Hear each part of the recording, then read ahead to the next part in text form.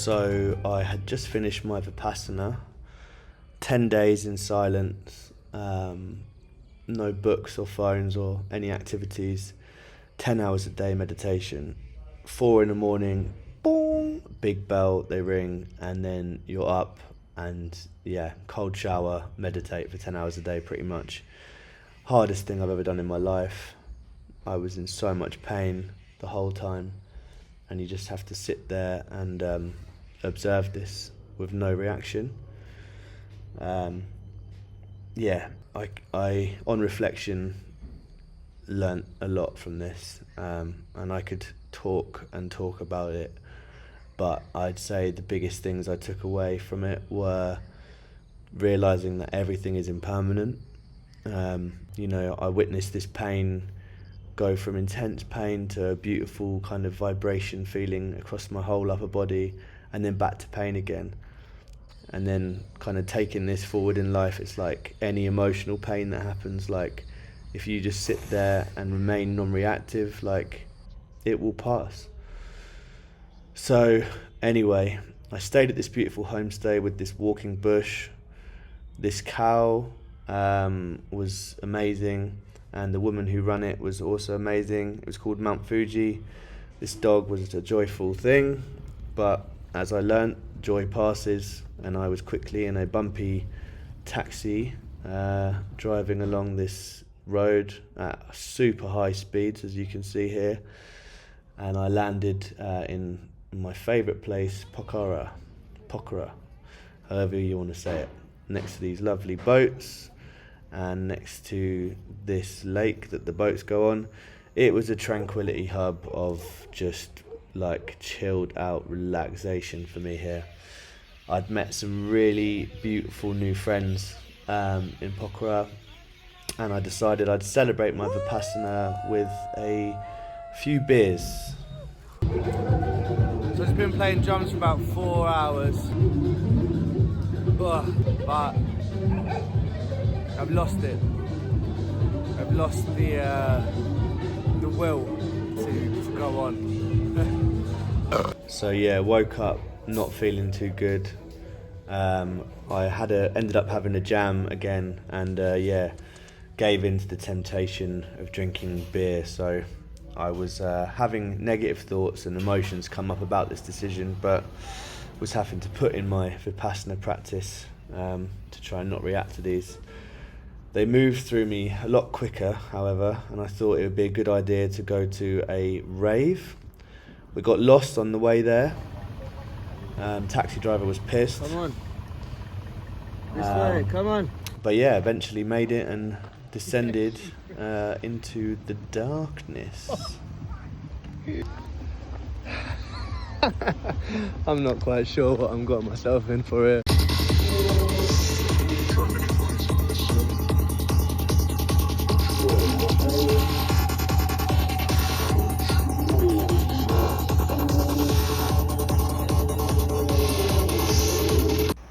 Yeah, so the rave was super intense. Luckily there was this little river I could fling my pale body into. I was dealing with my feelings a lot better after the Vipassana and felt in a really good spot actually, so I thought I'll treat myself to smoking a few spliffs, and obviously this turned into many spliffs, and eventually I had some serious munchies. I then decided to try and wrestle this packet of crisps, once again impossible to open, and while the ravers were raving, I kind of gave in and just ended up eating chocolate bourbons in my tent all night. Sublime. It descended further into a hellish psytrance nightmare the next night, and I decided to get the hell out of there and go paragliding early in the morning.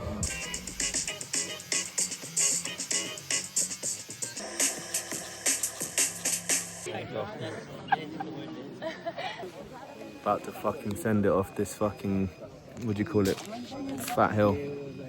Been a couple of sketchy little takeoffs. See how this one goes. Smooth? Yeah, smooth like butter. My mum would be freaking out. Hey mum, I'm just up in the sky, flying. Just a little bit of breakfast flying. Catching some fucking thermal energy up here, motherfucker. Got a nice little bit of pinching on the old testicle skin. But I don't think there's much I can do about it right now. Yeah! Oh, really snagging on the old skin there.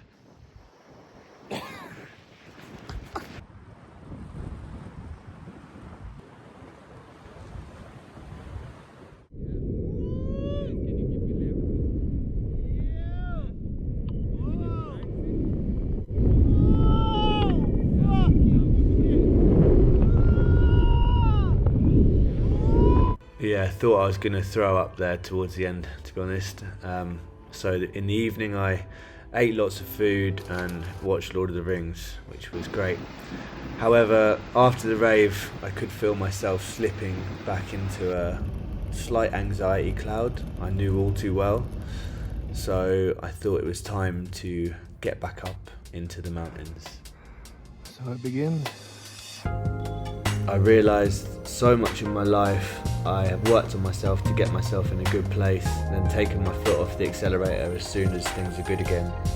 Easily slipping back into old habits like eating loads of junk food and smoking loads of spliffs. Anyway, I wasn't going to beat myself up, but I was aware of this in me.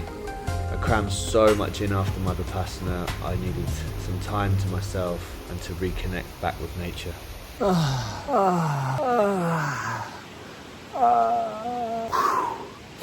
Mamma mia.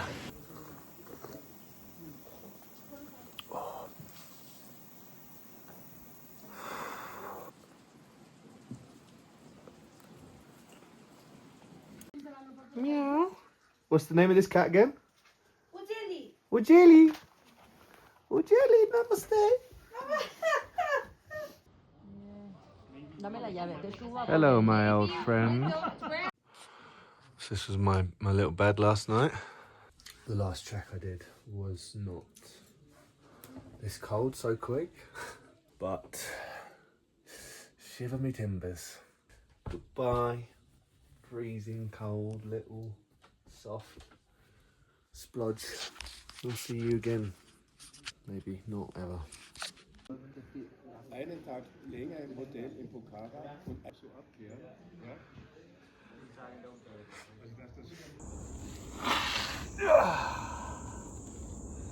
Ooh, nothing like a fucking proper fucking big blow of the nose in the morning.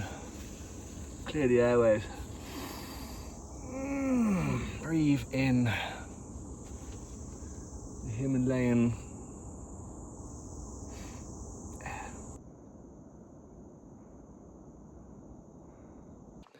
So there's been a lot of decline this morning. I thought that we were meant to be going up 800 meters, but gone down quite a bit. It's been casual, been loving it. So I feel like there's going to be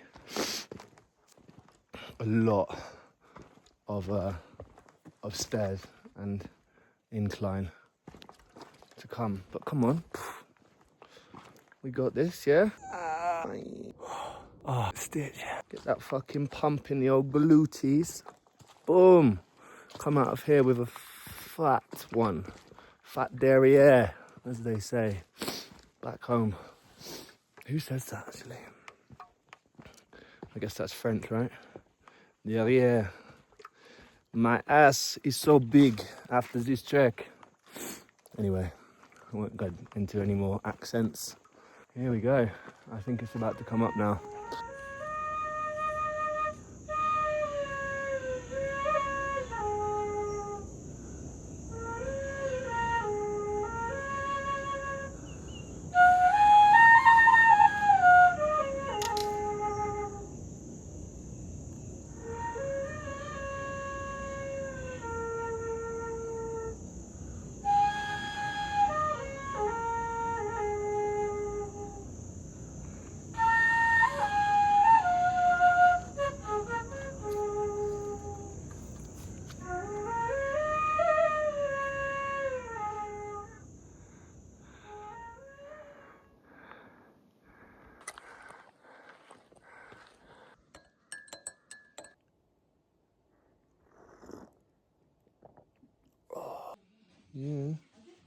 Say hello. Namaste, motherfuckers.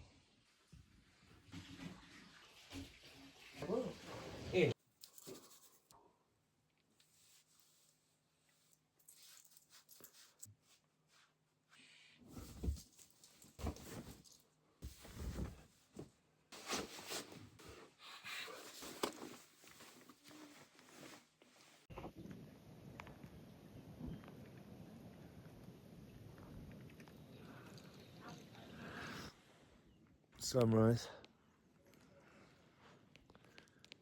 That's Annapurna South.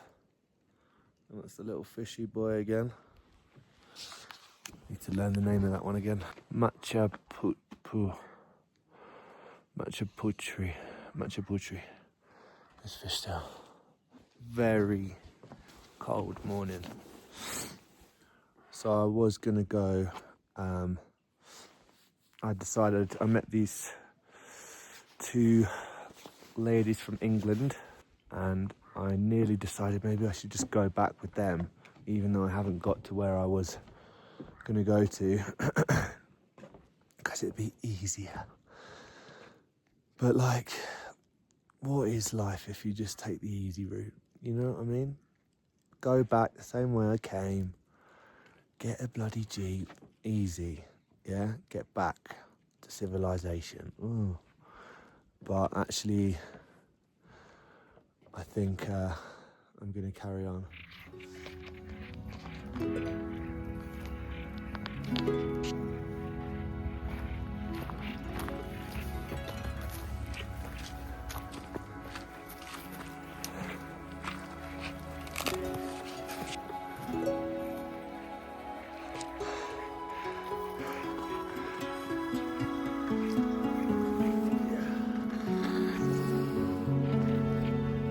Yeah, it was so nice to get back up into the mountains after what had been quite an intense week of paragliding and raving and all these things.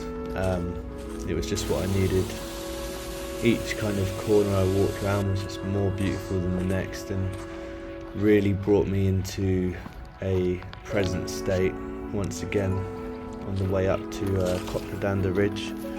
But my stamina was not in a good way after this rave, so I had to splash some Himalayan power on my face for the next stage.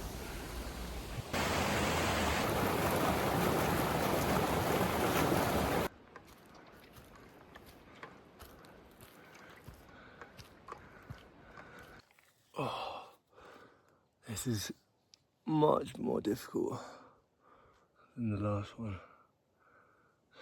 The trail's not more difficult. I'm just like, whoa. I'm struggling. Gotta get some noodles or something soon. Maybe a soup. Maybe some momo. Actually, momo. Yeah. Momo. Please give me momo.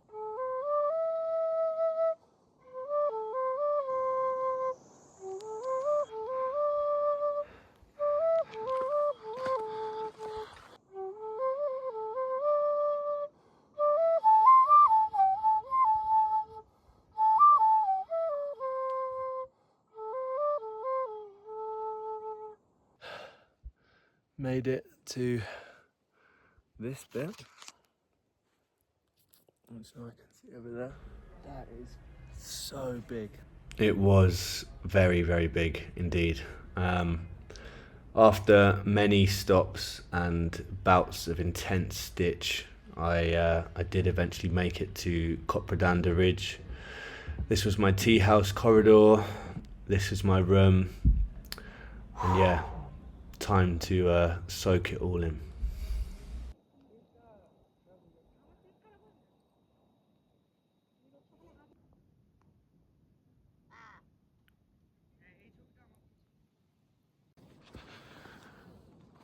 We're back up here. We're back up here, baby. Very lucky. Clear fucking sky.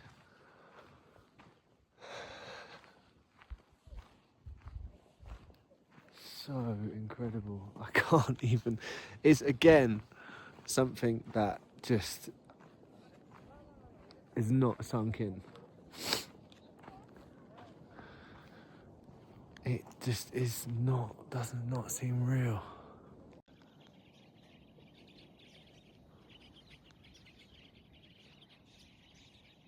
Oh my God.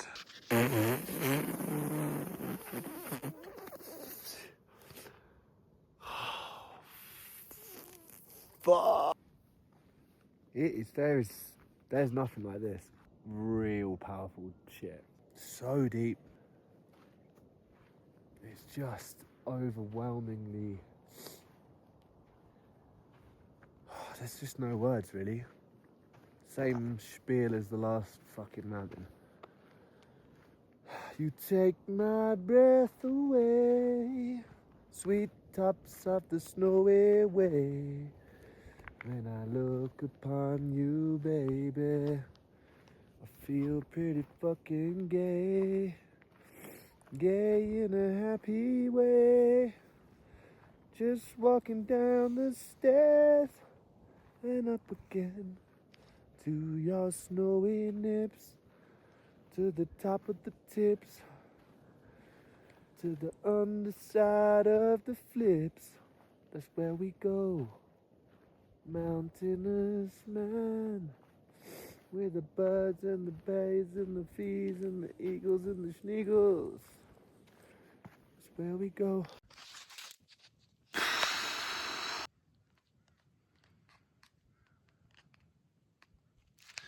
There's lots of beautiful shit out in the world. Small and big. Some very deep thoughts there as I watched the sun set upon the Himalayan mountain beauty. No words can describe being up there, truly. Thank you once again, beautiful Himalayas. You will forever be in my heart. It was a bitterly cold morning. My nipples were icicle peanuts. But eventually, as the descent went down, I grew hotter, warmer, and slung my long johns away, for I was going to be sweating as the sun gained heat in the air. On my way down, there was a very pleasant smell in the air that I trying to sniff out. I think it might have been some mint, but alas, all I could smell was these donkeys farting as they trotted up the mountain. I had some beautiful scenery to come anyway, well, slightly less beautiful, but my knees were on fire once again, breaking down, so I thought I'd have a little blow.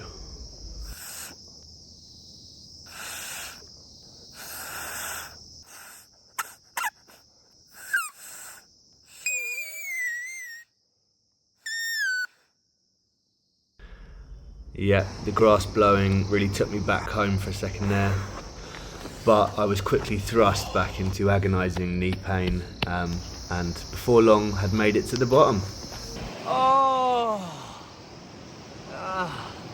That was long. Made it to the bottom, at least.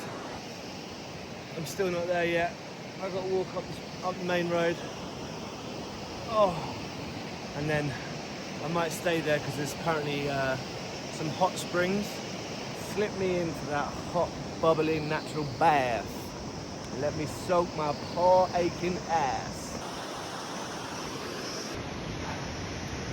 Yeah.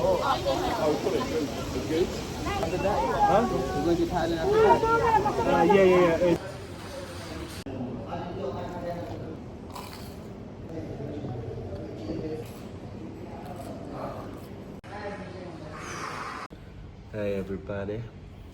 So it's early morning. I've got up with the hope that someone might be heading where I'm heading, to Pokhara. But the guys at the desk here were like, no, that's very rare. I can hear a lot of me is going like, why haven't you just got a super comfortable fucking ride back to the city, and why, blah blah blah. Sure, this is where I am. I'm sat on the sofa. Look, I've got a nice bit of crockery next to me and some flowers. I watched Lord of the Rings last night, the last one. God, the last bit when they're all leaving each other just makes me cry my eyes out. God, I was immersed. Yeah, I also stink, actually. I stink like feet. I stink like fucking stinky feet, man. Yeah, so this was my return bus. It was indeed very bumpy, but it was quite enjoyable, to be honest with you. Yeah, so to conclude, the last few weeks had some ups and downs in it, self-created ones, but I felt more equipped to deal with all of this since my Vipassana, and I was feeling in a really good spot actually, as I departed this beautiful country. Yeah, Nepal, it was amazing, so many lovely people, so grateful for my time here. And yeah, I was to then thrust myself into the air, into New Delhi in India for the next leg of my journey.